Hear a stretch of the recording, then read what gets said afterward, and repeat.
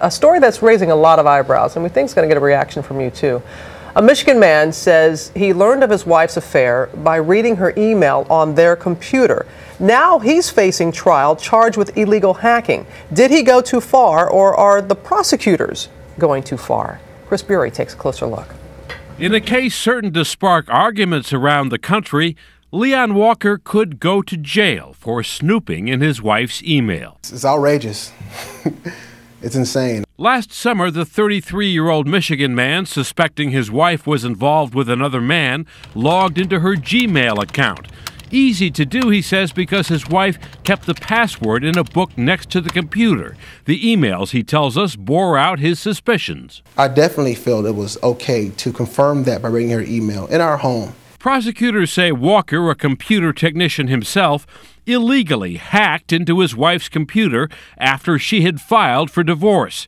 His lawyer calls that an overzealous reach. People who live under the same roof, be they married or not, and who share a computer, as in this instance, they may have some personal privacy lines that they draw that maybe they should adhere to. And if they don't, that's between the two individuals. Prosecutors scoff at defense claims that Walker is a victim.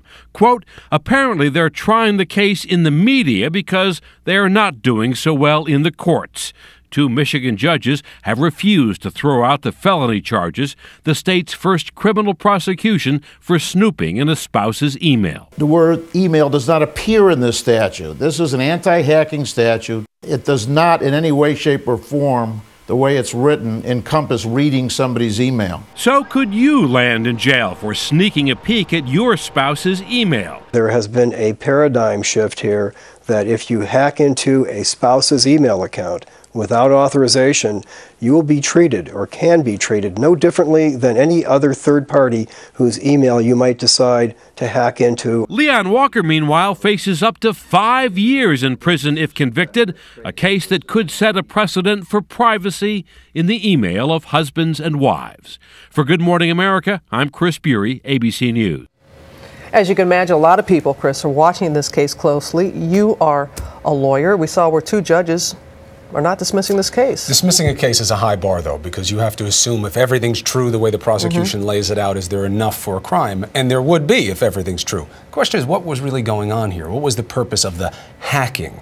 You know, he wound up being right about the affair. Was he trying to steal money from her? Was he trying to hurt her reputation? Does that make a difference, though? It can, because the point of purpose of the hacking. It's certainly going to become important with what do you do if he did, in fact, break some law. Sure. It's not the kind of hacking we're usually worried about, though. And you see with people and married couples, Facebook accounts, Twitter accounts, and things like that.